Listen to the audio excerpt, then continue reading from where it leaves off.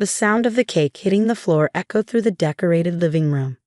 Bits of blue frosting splattered across the hardwood, and my 6-year-old son James' Spider-Man cake lay in ruins. The silence that followed was deafening. "You're not good enough to be in this family," my mother-in-law, Barbara, screamed, her face red with rage. "My son deserves better than this pathetic excuse for a party." I stood there stunned as 30 pairs of eyes darted between Barbara and me. James' little friends huddled together, some on the verge of tears. My son clutched his best friend Tommy's arm, his lower lip trembling. "What kind of mother throws such a cheap party?" Barbara continued, gesturing wildly at the homemade decorations I'd spent weeks creating. "And that cake, from a local bakery instead of Ellison's. Everyone knows Ellison's is the only acceptable choice for a Mitchell family celebration. I'm Sarah Mitchell, and at 32, I never thought I'd be watching my mother-in-law destroy my son's birthday party. For 6 years, I'd endured her constant criticism, her snide remarks about my middle-class background, her endless comparisons to my husband, David's ex-girlfriend from the right kind of family. But this was a new low. My grandson deserves the best." Barbara's voice dripped with contempt as she kicked at the fallen cake, not some teacher's salary attempt at a party. I felt a gentle tug at my sleeve. James looked up at me, tears streaming down his face. "Mommy, why does Grandma hate my party? I loved my Spider-Man cake." Something inside me shifted. The room seemed to still, and a strange calm washed over me. I knelt beside my son, wiping his tears away. "You're right," I said loud enough for Barbara to hear. "My son does deserve better." Barbara's triumphant smirk faltered slightly at my calm tone. She'd expected tears, maybe shouting, her usual victory over the daughter-in-law she never wanted. Instead, I smiled. "Everyone," I announced to the room, "I'm so sorry, but we'll have to cut this party short. Please take your goodie bags and we'll arrange a proper celebration soon." As the shell-shocked parents collected their children, I caught sight of my husband, David, finally emerging from his home office. He conveniently disappeared when his mother arrived, his usual tactic for avoiding conflict. His face paled at the scene before him. "Mom? Sarah? What happened?" Barbara immediately launched into her version of events. "David, darling, I was just explaining to your wife about proper Mitchell family standards. You can't expect our grandson to have some ordinary party like he's from," she wrinkled her nose, "public school." I watched my husband's face, waiting for him to defend his son's ruined party. Instead, he ran his hands through his hair, his standard stress response. "Maybe Mom has a point, Sarah. We could have gone a bit more upscale." And there it was, the same pattern we've lived with since our wedding day. David, ever the devoted son, unable to stand up to his mother. Barbara, the wealthy widow who controlled her only child through guilt and family legacy. And me, the outsider, could never measure up. But this time was different. This time, she'd hurt my son. As the last guest left, I turned to Barbara with the same calm smile. "You know what? You've opened my eyes. James does deserve better. He deserves a grandmother who values his happiness over appearances. He deserves a father who'll stand up for him. And he deserves a mother who won't let anyone make him feel less than perfect." Barbara's face reddened further. "How dare you? After everything we've done for you, living in our family's guest house, the job at Mitchell Industries, you'd be nothing without us." I picked up my son, who buried his face in my neck. "David, I'm taking James to my sister's. We'll discuss this later." As I walked toward the door, Barbara called out, "This is exactly why you don't belong in this family. Just wait until the country club hears about this. You'll regret this, Sarah." I turned back one last time. "No, Barbara, you'll regret this. Because you're right, I'm not good enough for the Mitchell family. I'm better." Driving to my sister Kate's house, I couldn't help but smile. Barbara had no idea what she just set in motion. For years, I kept quiet about the trust fund my grandmother left me, the one that would mature on my 35th birthday or when I had a child who turned 6, whichever came first. I kept quiet about my silent partnership in the local business incubator that had helped launch 3 successful startups. I played the role of the modest teacher, living in the Mitchell family guest house, accepting their charity because David insisted it was easier than fighting his mother, all because I believed in giving James a peaceful childhood. But now it was time to show Barbara exactly what not good enough looked like. My phone buzzed with another angry text from her. Something about teaching me my place in society.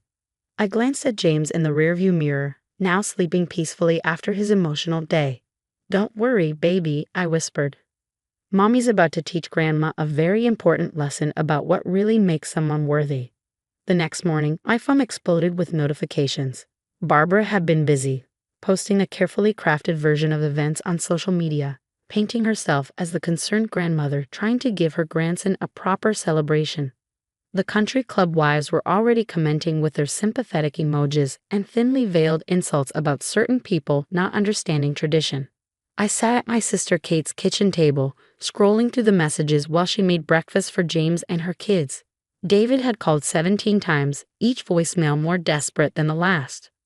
"Sarah, please come home. Mom's just, you know how she gets. She says she'll apologize." "Honey, you're being unreasonable. It was just a cake. Mom's threatening to talk to the board about your position at the school foundation." That last one made me smile. Barbara had no idea she was about to lose her favorite weapon, financial control. "You're taking this remarkably well," Kate said, sliding a cup of coffee across the table. Usually, Barbara's antics have you stress baking for days.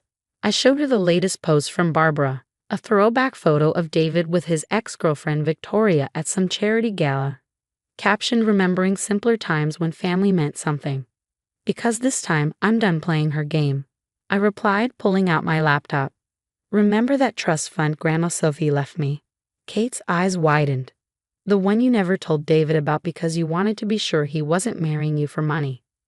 "Well, James turned 6 yesterday. Right before his party, I got the email from Mr. Patterson. The trust is active, and it's grown significantly more than we expected." I turned the screen to show her the balance. Kate nearly spilled her coffee. "Holy Sarah, that's more than the Mitchell family lost in their last 3 failed business ventures combined," I finished. "And that's not counting my shares in the startup incubator." Just then, my phone buzzed with a text from Linda, my contact at the business incubator. "Board meeting leaked.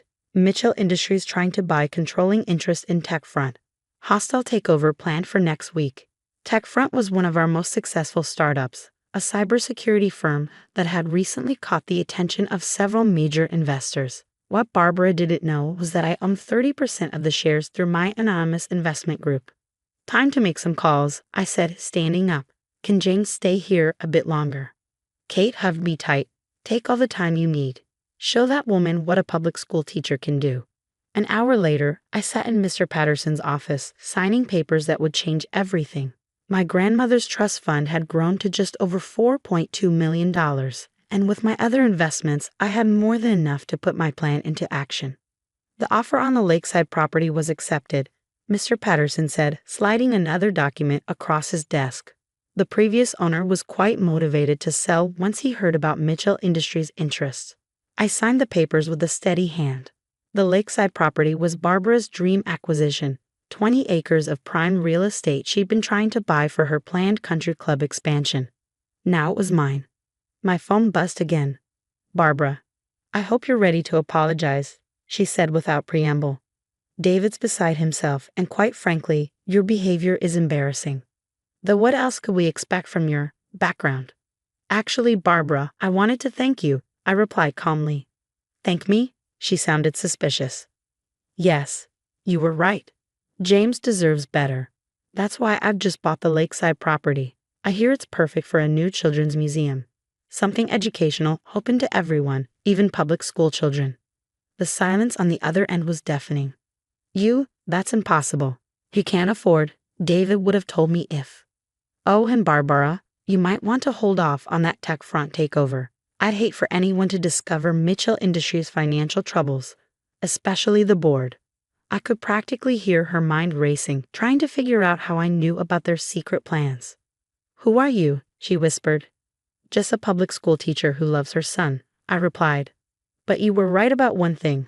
I'm not good enough for the Mitchell family. I'm actually much, much better. Give David my love." I hung up as Barbara spluttered on the other end. Within minutes, my phone was flooded with texts from David. "What's going on? Mom's hysterical. Where did you get that kind of money? The lakeside property? Sarah, how could you do this to my family? I looked at his messages, thinking about all the times he'd stood silent while his mother belittled me, all the times he'd chosen her comfort over his son's happiness. You're right, I texted back. Family does mean something. That's why I'm protecting ours. James and mine. When you're ready to do the same, you know where to find us. As I drove back to Kate's house, I thought about James' ruined birthday party. Barbara had tried to teach him that love was measured in designer cakes and country club appearances. Instead, she'd given me the perfect opportunity to show him what really matters: standing up for yourself and protecting the people you love. My phone buzzed one more time. A message from Victoria, David's ex-girlfriend, in response to Barbara's throwback photo. Some of us grow up and realize money can't buy class. Or love. Stay strong, Sarah. I smiled, thinking of the press release going out tomorrow about the new children's museum. Barbara had no idea this was just the beginning. A week after the birthday party disaster, I sat in the conference room of TechFront, watching Barbara's world crumble through the glass windows of the boardroom. She had just learned that not only had her hostile takeover failed, but Mitchell Industries was now facing a potential investigation into its business practices. This is impossible, she kept repeating, her perfectly manicured hands shaking as she clutched her designer handbag. How did everything fall apart so quickly? I almost felt sorry for her. Almost. The board members filed out, leaving just Barbara, David, and me. David looked like he had aged 10 years in a week, his familiar stress response now permanently etched between his brows. You've ruined us, Barbara spat, turning on me. Everything we built, everything we. No, Barbara, I interrupted calmly. You did that yourself. Every manipulative move, every attempt to control everyone around you. It was all documented, just waiting for the right moment. David finally spoke up, his voice hoarse. Why didn't you tell me about the trust fund? About any of it? I turned to my husband, seeing him clearly for the first time in years. Would it have mattered? Would you have stood up to her then, when you couldn't even stand up for your son? Barbara made a choking sound. Don't you dare blame David. He's been nothing but generous, letting you live in our guest house, giving you connections. Letting me, I laughed. Barbara, I could have bought that guest house 5 times over. I stayed because I thought giving James a relationship with his grandmother was worth enduring your cruelty. I was wrong. Just then, the door opened and James peeked in, followed by Kate. His face lit up when he saw me, then fell slightly at the sight of his father and grandmother. Perfect timing, I said, lifting him onto my lap. James, remember how you said you wanted to help other kids have amazing birthday parties? He nodded enthusiastically. Well, guess what? The new Children's Museum is going to have a special birthday celebration room where kids whose families can't afford big parties can have their special day for free. And it's all because of you. Barbara's face contorted. You're using our family's dream property for charity? This is unacceptable. David, do something. But David was watching James, who was excitedly telling Kate about his ideas for the birthday room. Something shifted in his expression. No, Mom, he said quietly, I won't. Barbara's head snapped around so fast I thought she might get whiplash. What did you say? I said no. David stood up straighter. Sarah's right. I've let you control everything for too long. I watched you ruin my son's birthday, hurt my wife countless times, and I did nothing. That stops now. After everything I've done for you, Barbara began. That's exactly the problem, David cut in. Everything comes with strings attached. Every gift, every opportunity, it's all just leverage for you. I'm done. I hadn't expected this from David. For the first time in our marriage, he was choosing us over his mother's approval. Barbara turned an alarming shade of red. Fine, side with her, but don't come crying to me when she takes everything. Like you tried to take TechFront. I interjected smoothly, or the lakeside property. The difference is, I'm not taking anything from you, Barbara. I'm building something new, something that will help people, not just serve your social status. The Mitchell name, she started, will be just fine. I finished, though maybe it's time for the Mitchell family to be known for something more than money and social climbing. James tugged at my sleeve. Mommy, can we have another Spider-Man party? A bigger one at the museum when it's ready. Of course, baby, and this time, no one will ruin it. Barbara stormed out, her heels clicking aggressively against the floor. The sound faded, taking with it years of her oppressive presence in our lives. David sank into a chair, looking both exhausted and relieved. I'm sorry, he said softly. To both of you. I should have stood up to her long ago. Yes, you should have, I agreed. But you can start now. Later that evening, as James played with his cousins at Kate's house, David and I sat on her porch, talking about the future. The new children's museum would open in 6 months. Mitchell Industries would survive, though significantly humbled. And Barbara? She had left 3 voicemails already, cycling through anger, guilt-tripping, and finally, tentative negotiations. She'll never change, will she? David asked, staring into his coffee. Probably not, I replied. But we have. He took my hand, and for the first time in years, I felt like we were truly partners. The trust fund. Why did you keep it secret for so long?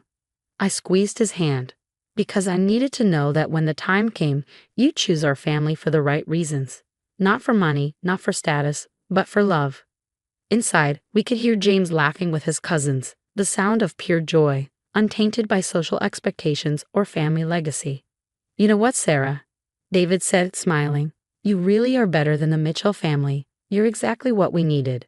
I thought about Barbara's words at the birthday party about not being good enough. She had been right, but not in the way she meant.